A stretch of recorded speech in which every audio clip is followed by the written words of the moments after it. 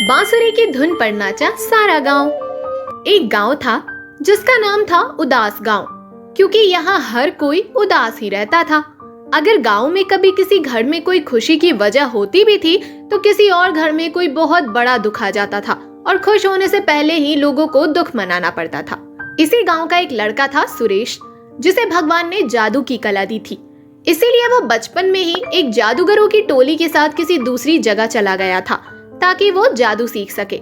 सुरेश जब गांव से गया था तो बहुत छोटा था, इसीलिए उसे कभी पता ही नहीं था कि उसका गांव दुखी गांव है। अब सुरेश 15 साल का हो गया था और अपने गांव वापस आ गया। जैसे ही वो गांव में घुसा तो उसने देखा कि गांव में सबके चेहरे उतरे हुए थे।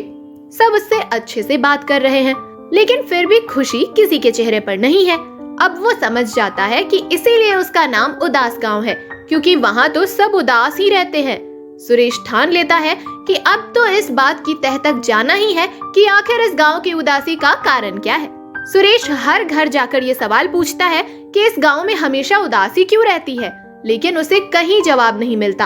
अब वो गांव के आखिरी घर में भी यही सवाल पूछता है और आखिरकार हार मान लेता है। बेचारा सुरेश थक कर गाँव के चौराहे पर चाय की दुकान पर आकर बैठ जाता है। उसे देखकर चाय वाला कहता है, सालों बाद कोई हंसता हुआ चेहरा गांव में नजर आया है। सोचा था कि शायद गांव पर से दुख के ये बादल अब छट चुके हैं, लेकिन आज तो तुम्हारा चेहरा भी आखिर में उतर ही गया। सुरेश चाय वाले की तरफ देखता है और सोचता है, इस चाय वाले को तो मैं भूल ही गया था। ये तो बहुत बुजुर्ग लगता है, इसे जरूर पता होगा कि ये गांव उदास गांव में कैसे बदल गया। वो बुजुर्ग चाय वाले के पास जाता है और पूछता है, क्या तुम्हें पता है कि हमारे गांव पर ये उदासी के बादल कैसे छाए? हर जगह उतरे हुए चेहरे क्यों दिखाई देते हैं? तब चाय वाले ने कहा, सालों पहले इस गांव में एक बांसुरी वाला बांसुरी बेचने आया करता था, लेकिन वो खुद कभी बांसुरी नहीं बजाता था। वो हमेशा सबसे खुश होकर बात करता था, मगर वो हमेशा एक कपड़े से अपना चेहरा ढक कर रखता था।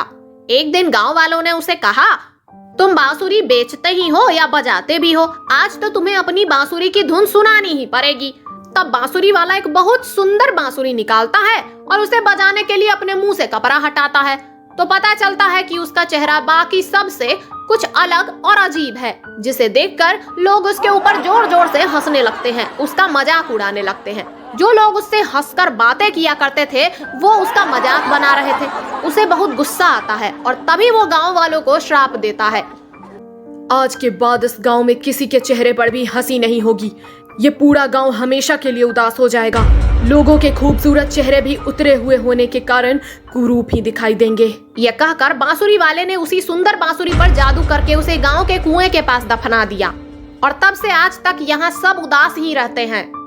ये सुनकर सुरेश कहता है, क्या श्राप को खत्म करने का कोई तरीका नहीं है? तब चाय वाला बताता है, श्राप खत्म करना है तो बांसुरी निकाल कर उसका जादू तोड़ना होगा और गांव के बीच में आकर बांसुरी बजानी होगी, तभी यह श्राप टूटेगा।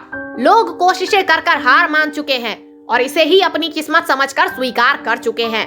ये सुनकर सुरेश उसी कुएं के पास जाता है और बांसुरी को निकाल लेता है। वो बांसुरी देखते ही समझ जाता है कि इसके ऊपर कौन सा जादू किया गया है। वो अपने जादू की कला से बांसुरी के जादू को मिटा देता है और चाय वाले ने जहाँ बताया था वहीं जाकर बांसुरी बजाता है। वो बांसुरी इतनी जादुई होती है कि खुद ही उसमें से बहुत ही मधुर धुन बजने लगती है। इस धुन के बजते ही सारा गांव श्राप मुक्त हो जाता है। जिसके भी कानों में धुन पहुंचती जाती है वो बांसुरी की तरफ खिंचा चला आता है और खुशी से झूमने और नाचने लगता है और आखिरकार उदास गांव फिर से एक खुशहाल गांव बन जाता है।